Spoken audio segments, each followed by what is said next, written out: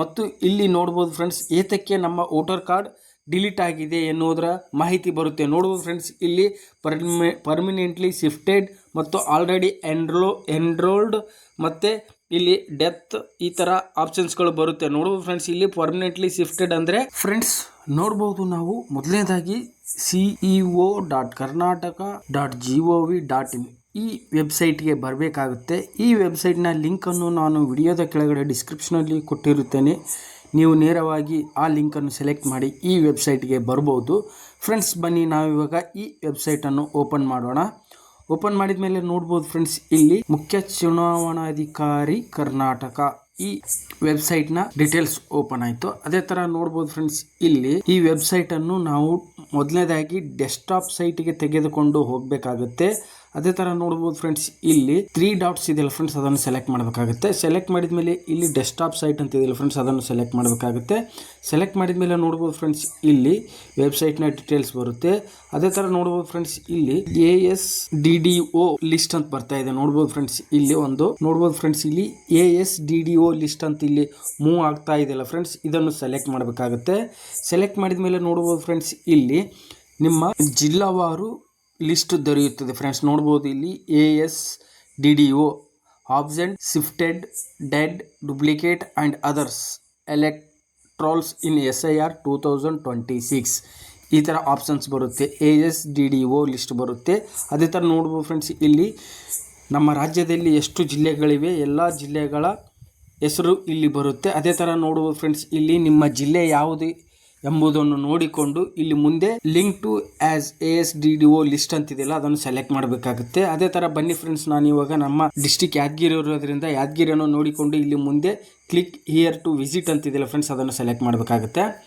Select ಮಾಡಿದ ಮೇಲೆ ನೋಡ್ಬೋದು ಫ್ರೆಂಡ್ಸ್, ಇಲ್ಲಿ ನಮ್ಮ ಜಿಲ್ಲೆಯ SIR ಇನ್ಫಾರ್ಮೇಷನ್ ಬರುತ್ತೆ. ನೋಡ್ಬೋದು ಫ್ರೆಂಡ್ಸ್, ಇಲ್ಲಿ ಮೊದಲನೇದಾಗಿ ನಮ್ಮ ಜಿಲ್ಲೆಯಲ್ಲಿ ಎಷ್ಟೊಂದು ಅಸೆಂಬ್ಲಿಗಳಿವೆ, ಅಸೆಂಬ್ಲಿಯ ಹೆಸರು ಬರುತ್ತೆ. ನೋಡ್ಬೋದು ಫ್ರೆಂಡ್ಸ್, ಇಲ್ಲಿ ನಮ್ಮ ಜಿಲ್ಲೆಯಲ್ಲಿ ಎಷ್ಟು ಅಸೆಂಬ್ಲಿಗಳು ಇರ್ತವೆ, ಅಸೆಂಬ್ಲಿಗಳ ನಂಬರ್ಸ್ಗಳು ಬರುತ್ತೆ. ನೋಡ್ಬೋದು ಫ್ರೆಂಡ್ಸ್, ಇಲ್ಲಿ ನಮ್ಮ ಜಿಲ್ಲೆಯಲ್ಲಿ 4 ಅಸೆಂಬ್ಲಿಗಳು ಇರೋದ್ರಿಂದ ಅಸೆಂಬ್ಲಿಗಳ ಲಿಸ್ಟ್ ಬರುತ್ತೆ. ಅದರಲ್ಲಿ ನಿಮ್ಮ ಜಿಲ್ಲೆಯಲ್ಲಿ ನಿಮ್ಮ ಊರಿನ ನಿಮ್ಮ ಗ್ರಾಮದ ಯಾವ ಅಸೆಂಬ್ಲಿ ಬರುತ್ತೆ, ನಿಮ್ಮ ತಾಲೂಕಿನ ಯಾವ ಅಸೆಂಬ್ಲಿ ಬರುತ್ತೆ, ಆ ಅಸೆಂಬ್ಲಿಯ ಕೆಳಗಡೆ ಇಲ್ಲಿ ಕ್ಲಿಕ್ ಹಿಯರ್ ಅಂತಿದೆಯಲ್ಲ ಫ್ರೆಂಡ್ಸ್, ಅದನ್ನು ಸೆಲೆಕ್ಟ್ ಮಾಡಬೇಕಾಗುತ್ತೆ.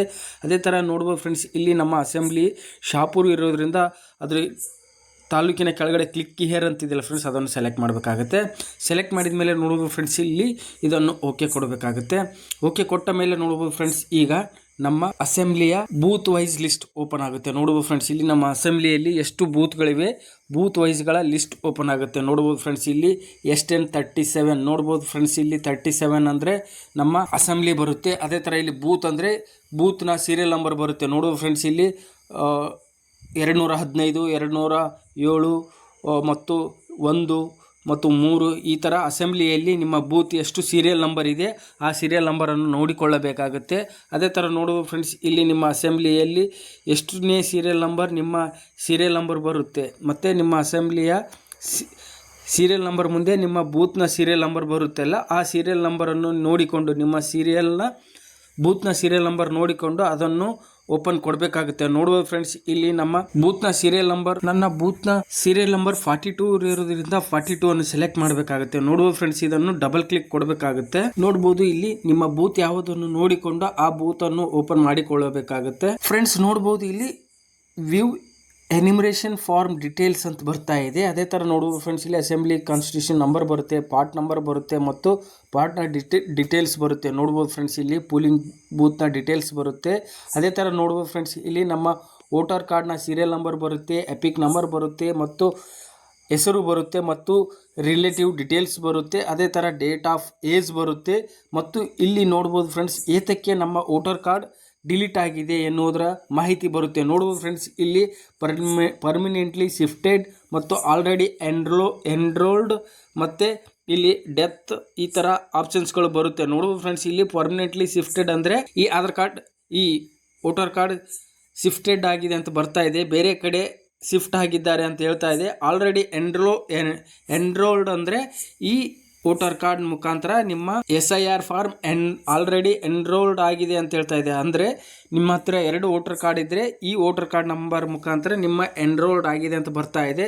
ಅದೇ ಥರ ನೋಡುವ ಫ್ರೆಂಡ್ಸ್, ಇಲ್ಲಿ ಡೆತ್ ಅಂದರೆ ಡೆತ್ ಆಗಿದ್ದಾರೆ ಎನ್ನುವುದರ ಸಂಪೂರ್ಣವಾದ ಮಾಹಿತಿ ಇಲ್ಲಿ ಬರುತ್ತೆ.